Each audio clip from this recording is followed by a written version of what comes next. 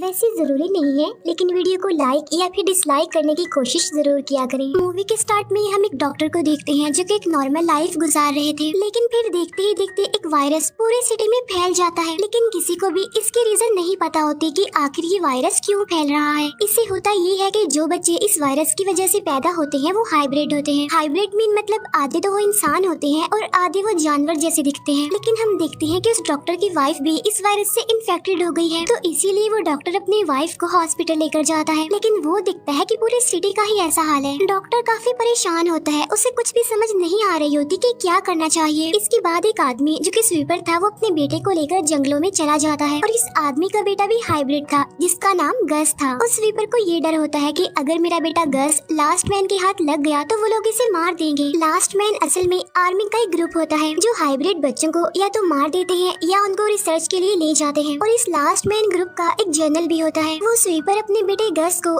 जंगलों में ही पालता है, उसे वहीं पर बड़ा करता है और साथ साथ वो अपने बेटे को कभी भी बाहर जाने नहीं देता था। और यही वजह थी कि गस को बाहर की दुनिया के बारे में कुछ नॉलेज नहीं था। फिर एक दिन एक आदमी जंगलों में आता है और वो इन लोगों के लोकेशन तक भी पहुंच जाता है, लेकिन वो स्वीपर यानी गस के फादर किसी तरह उसे वहाँ से भगा देते हैं। लेकिन वो आदमी उस जगह को मार कर देता है। इसका मतलब ये है कि वहाँ पर कोई रहता है। तब ये देखकर गस के फादर को डाउट होता है कि शायद उन लोगों को गस के बारे में पता चल चुका है, इसीलिए वो अपने बेटे गस को एक बेसमेंट में छुपाकर वहाँ से चला जाता है। अब काफी टाइम हो चुका था, लेकिन गस के फादर अभी तक वापस नहीं आए थे। लेकिन तभी गस को अपने फादर के चिल्लाने की आवाज सुनाई देती है और जब गस बाहर जाता है तो वो अपने फादर को सामने से आता हुआ देखता है। लेकिन तभी अचानक से उसके फादर गिर जाते हैं। तब गस किसी तरह करके उन्हें अंदर लेकर जाता है। तभी गस नोटिस करता है कि उसके फादर की फिंगर वाइब्रेट कर रही है। इसका मतलब ये था कि उसके फादर भी इस वायरस से इन्फेक्टेड हो गए हैं और इसी इन्फेक्शन की वजह से नेक्स्ट डे गस के फादर की डेथ हो जाती है। अपने फादर की डेथ के बाद गस बिल्कुल अकेला हो गया था, लेकिन वो फिर भी अकेला रहना सीख चुका था। फिर एक दिन गस को एक मैप मिलता है। तब गस उस मैप के अकॉर्डिंग एक ट्री के पास आ जाता है और उस ट्री के ऊपर एक हार्ट बना हुआ था, इसीलिए गस वहाँ के पास की जमीन खोदता है। तब खुदी हुई जमीन में से उसे एक बॉक्स मिलता है। उस बॉक्स में एक लेडी की पिक्चर थी जो कि एक साइंटिस्ट थी। अब यहाँ पर गस समझ रहा था कि शायद ये मेरी मदर है। उस पिक्चर पर एक जगह का नाम भी लिखा हुआ था, साथ ही उसे एक पम्फलेट भी मिलता है जिस पर एक जगह का नाम लिखा हुआ था। और यहाँ पर हाइब्रिड बच्चों को बचाकर और सबसे छुपा कर रखा जाता था। लेकिन असल में ये लास्ट मैन का एक ट्रैप था हाइब्रिड्स को पकड़ने के लिए। एक दिन गस जंगलों में आग लगा देता है जिसका धुआं पूरे एरिया में फैल जाता है, जिसकी वजह से लास्ट मैन के लोग गस को ढूंढ ही लेते हैं और उसे पकड़ लिया जाता है। अब वो लोग गस को मारने ही वाले थे कि तभी टॉमी नाम का एक आदमी आकर उन सबको मार देता है और गस को बचा लेता है। इसके बाद गस भागकर अपने घर आ जाता है। तब उसके पीछे पीछे टॉमी भी वहाँ पर आ जाता है। अब यहाँ पर उन दोनों के बीच बातें होती हैं, जिसके दौरान गस टॉमी को बताता है कि असल में मैं अपनी मदर को ढूंढना चाहता हूँ। लेकिन टॉमी तो उसे यहाँ से निकलने के लिए मना कर देता है, क्योंकि अगर गस बाहर गया तो लास्ट मैन के लोग उसे मार देंगे। अब क्योंकि गस को किसी भी सूरत में अपनी मदर को ढूंढना था, इसीलिए वो भी टॉमी के पीछे पीछे जाने लगता है। तब टॉमी उसे अपने पीछे आने से मना करता है। तब गस उसे कहता है कि मैं तुम्हारे पीछे पीछे तब तक आता रहूंगा जब तक तुम मुझे मेरी मदर के पास नहीं ले जाते। इसके बाद सीन शिफ्ट होकर एक फीमेल ऑफिसर पर आता है। अब क्योंकि इन्फेक्शन काफी फैल चुका था, इसीलिए वो अपने ऑफिस में ही फंस जाती है और काफी दिनों तक वो अपने ऑफिस में ही फंसी रहती है। लेकिन जब वो ऑफिसर बाहर आती है तो देखती है कि वो सिटी तो पूरी तरह चेंज हो चुका है। इसके बाद वो ऑफिसर एक जू में रहने लगती है। आहिस्ता आहिस्ता करके उसकी लाइफ पहले की तरह नॉर्मल हो गई थी। फिर एक दिन उसे अपने घर के बाहर से एक हाइब्रिड बच्ची मिलती है और इस बच्ची का नाम वेंडी था। तो वो फीमेल ऑफिसर उस बच्ची यानी वेंडी को अडॉप्ट कर लेती है। उधर गस और टॉमी रात जंगल में ही गुजारते हैं। फिर जब सुबह होती है तो टॉमी देखता है कि गस उसका सारा खाना और मेडिसिन खा गया है, जिसकी वजह से टॉमी गस पर काफी गुस्सा करता है। लेकिन गस दूर से ही खाने की स्मेल को सूंघ लेता है। इसके बाद वो एक घर में जाते हैं। उस घर में 3 लोग रहते थे। एक आदमी था जो कि मैकेनिक था, उसकी वाइफ और उसका एक बेटा था। वो दोनों यानी गस और टॉमी वहाँ पर बहुत सारा खाना खाते हैं। उसके बाद गस उन्हें बताता है कि असल में मैं अपनी मदर को ढूंढ रहा हूँ और टॉमी मेरी मदर को ढूंढने में मेरी हेल्प कर रहा है। इसके बाद गस उस मैकेनिक के बेटे के साथ खेलने के लिए चला जाता है। इसके बाद टॉमी उस मैकेनिक को बताता है कि मैं सिर्फ आज रात यहाँ पर रुकूंगा, कल सुबह जब मौसम ठीक हो जाएगा तो मैं यहाँ से चला जाऊंगा। गस वहाँ पर काफी इंजॉय कर रहा था और तभी मैकेनिक की वाइफ टॉमी की चेस्ट पर एक निशान नोटिस करती है और ये निशान असल में लास्ट मैन का था। तब उस मैकेनिक की वाइफ टॉमी से इस बारे में पूछती है, जिस पर टॉमी उसे कहता है कि मैं पहले था लास्ट मैन का मेंबर, बट अभी नहीं हूँ, मैंने छोड़ दिया है वो काम। फिर टॉमी उस मैकेनिक की वाइफ को कहता है कि तुम गस को अपने पास ही रख लो, ये उसके लिए अच्छा होगा। लेकिन मैकेनिक की वाइफ उसे कहती है कि इस बारे में पहले मैं अपने हस्बैंड से पूछ लूं। इसके बाद जब टॉमी वहाँ से जाने लगता है तो गस उसे देख लेता है और ठीक उसी टाइम पर लास्ट मैन के मेंबर्स भी वहाँ पर आ जाते हैं और वो लोगों को वार्निंग देते हैं और कहते हैं कि अब तुम्हारे पास दो रास्ते हैं, या तो हाइब्रिड बच्चे को हमारे हवाले कर दो वरना हम तुम सबको मार डालेंगे। लेकिन लास्ट मैन का एक आदमी जब गस को मारने ही वाला होता है तो टॉमी उसे भी मार डालता है। इसके बाद वो मैकेनिक टॉमी को कहता है कि मैं गस को अपने पास रख कर अपनी फैमिली को खतरे में नहीं डाल सकता, तो इसीलिए टॉमी और गस को वहाँ से जाना पड़ता है। इसके बाद डॉक्टर अपनी वाइफ को एक वैक्सीन देता है जिससे कि उसका इन्फेक्शन कंट्रोल में रहता है। डॉक्टर की वाइफ का जो इन्फेक्शन होता है वो बाकियों से अलग होता है क्योंकि वो दूसरों पर फैलता नहीं था। लेकिन तभी डॉक्टर देखता है कि उसकी वाइफ की वैक्सीन खत्म हो रही है तो वो वैक्सीन लेने के लिए एक लेडी डॉक्टर के पास जाता है, जहाँ पर वो लेडी डॉक्टर उस डॉक्टर को एक बुक देती है और इस बुक में उन सारी मेडिसिन के रिकॉर्ड थे जो कि उन्होंने डॉक्टर की वाइफ को दिए थे। अब यहाँ पर उस लेडी डॉक्टर को लास्ट स्टेज का कैंसर था, तो अब क्योंकि वो ज्यादा अरसे तक जिंदा नहीं रह पाएंगी तो डेफिनेटली वो ये मेडिसिन भी नहीं बना पाएंगी। तो इसीलिए लेडी डॉक्टर उस डॉक्टर को कहती है कि अब से ये काम तुम्हें ही करना होगा, यानी तुम्हें ही वो मेडिसिन बनानी होंगी। इसके बाद डॉक्टर अपनी वाइफ को बताता है कि अब से तुम्हारे लिए सारी मेडिसिन वैक्सीन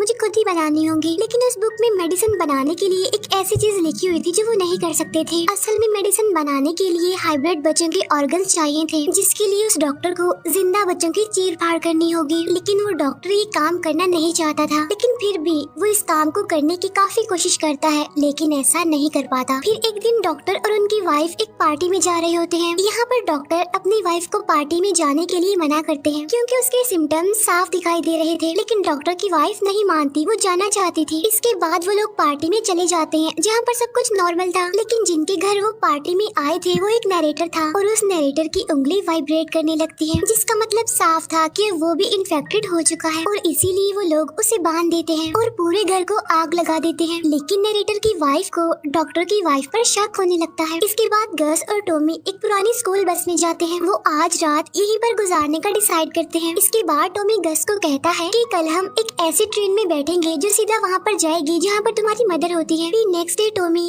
गस को बिल्कुल बदल देता है ताकि लास्ट मैन के लोग उसे पहचान न सके, क्योंकि स्टेशन पर लास्ट मैन के लोग भी मौजूद थे। इसके बाद टॉमी और गस स्टेशन पर चले जाते हैं। टॉमी गस को एक जगह पर बिठाता है और खुद टिकट्स लेने चला जाता है, लेकिन गस वहाँ से चला जाता है और अपना रास्ता भूल जाता है। लेकिन तभी उससे वहाँ पर एक लड़की मिलती है जिसका नाम बेयर होता है और वो गस को अपने साथ ले जाती है। लेकिन तभी टॉमी भी वहाँ पर आ जाता है और जब वो दोनों ट्रेन में चढ़ने वाले होते हैं तो तभी गस को मेडिसिन की स्मेल आती है और जब ये लोग मेडिसिन चुराने के लिए वहाँ पर जाते हैं कि तभी वहाँ पर एक गार्ड आ जाता है। उस गार्ड को पता चल जाता है कि गस एक हाइब्रिड बच्चा है, लेकिन टॉमी उसे मारता है और वो दोनों वहाँ से भागने की कोशिश करते हैं, लेकिन फिर भी गार्ड्स उन्हें पकड़ लेते हैं और अब उन दोनों को बांध कर कहीं पर ले जाया जा रहा था। लेकिन तभी एक एनिमल आर्मी वहाँ पर आकर उन दोनों को बचा लेती है। असल में एनिमल आर्मी बच्चों की एक टीम होती है जिसकी लीडर बियर होती है और ये वही लड़की थी जो गस को पहले भी मिल चुकी थी, यानी जो उसे अपने साथ ले जा रही थी। अब यहाँ पर बियर और उसकी एक फ्रेंड ने मिलकर ये आर्मी बनाई थी। अब इनका काम होता है हाइब्रिड बच्चों को बचाना और इनको प्रोटेक्ट करना। उनका मानना था कि लोगों ने तो इस दुनिया को खराब कर दिया है और अब हाइब्रिड बच्चे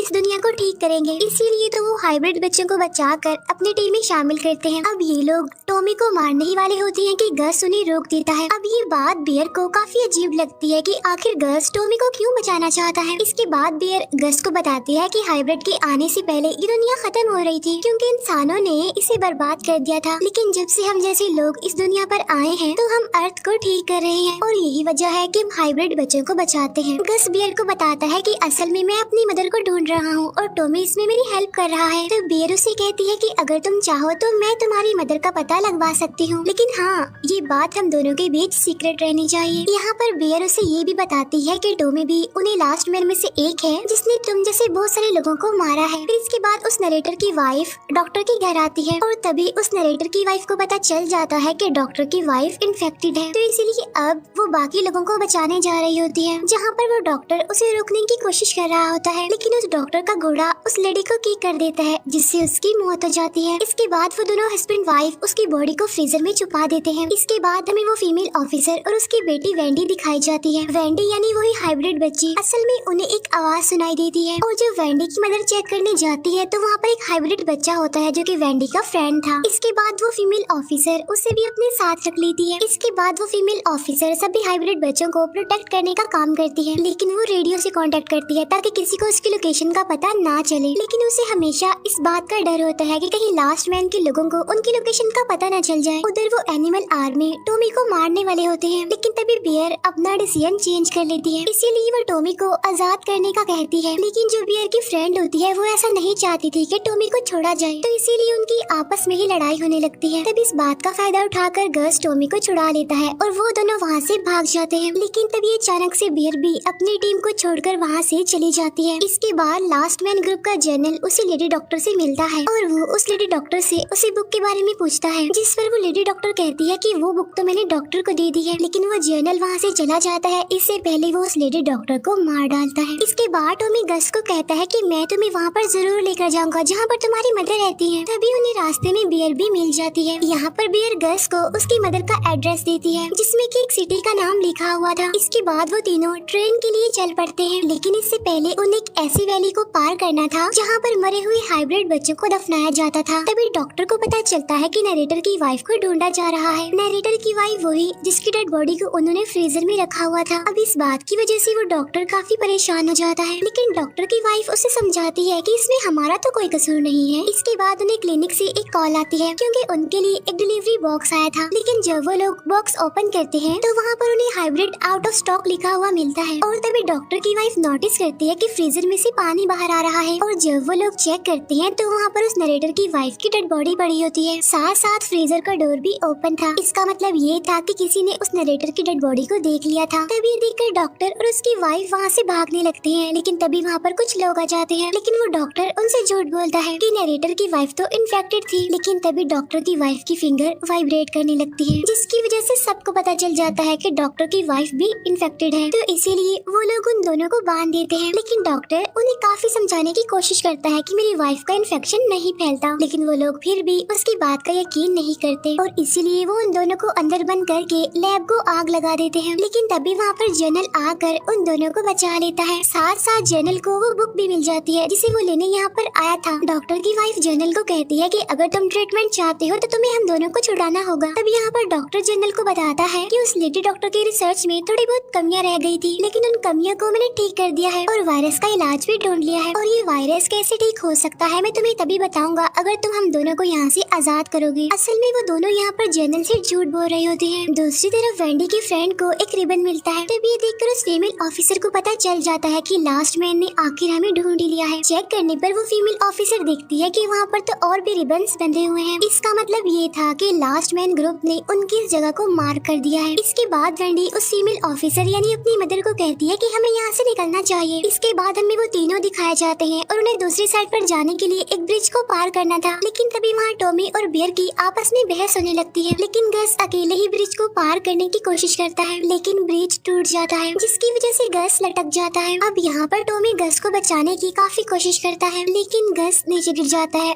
और उसे कुछ नहीं होता। इसके बाद बियर और टॉमी उसे उस वैली से निकाल लेते हैं। इसके बाद वो ट्रेन तक पहुँच जाते हैं और किसी न किसी तरह करके ट्रेन में चढ़ जाते हैं। लेकिन उस ट्रेन में लास्ट मैन का सामान था। इसका मतलब ये है कि लास्ट मैन यहाँ पर हो सकते हैं। गस को वो टॉय नहीं मिल रहा होता जो उसके फादर ने उसे दिया था, तो इसीलिए वो उस टॉय को ढूंढते हैं। लेकिन तभी उन्हें किसी के आने की आवाज सुनाई देती है और वो जल्दी से छुप जाते हैं। लेकिन वो आदमी गस को ढूंढ लेता है, जिसकी वजह से टॉमी और उस आदमी में लड़ाई होने लगती है। लेकिन वो आदमी कोई और नहीं बल्कि टॉमी का फ्रेंड ही था, जो कि फुटबॉल टीम में उसके साथ था। और तभी टॉमी का फ्रेंड उन्हें गस की मदर की लोकेशन बताता है। तभी बियर बताती है कि लास्ट मैन के लोग ट्रेन में ही हैं, तो इसीलिए ये लोग छुपने की कोशिश करते हैं। लेकिन लास्ट मैन के लोगों को इनके बारे में पता चल जाता है। तब टॉमी का फ्रेंड उन सबको वहाँ से जाने के लिए कहता है। इतनी देर में वो लास्ट मैन के लोगों को रोक कर रखेगा। और तभी वो तीनों यानी गस, टॉमी और बियर वहाँ से बाहर निकल आते हैं। लेकिन टॉमी का फ्रेंड लास्ट मैन के लोगों को रोकने की कोशिश करता है। इसके बाद वो तीनों ट्रेन से कूद जाते हैं। इसके बाद वो अपने डेस्टिनेशन पर पहुँच जाते हैं। उधर वो फीमेल ऑफिसर सभी हाइब्रिड बच्चों को एक टनल में जाने के लिए कहती है और इस टनल का रास्ता सीधा एक चर्च को जाता था। वो फीमेल ऑफिसर अपनी बेटी वेंडी को कहती है कि तुम चर्च में ही मेरे लिए वेट करना। इसके बाद उस डॉक्टर को एक जगह पर लाया जाता है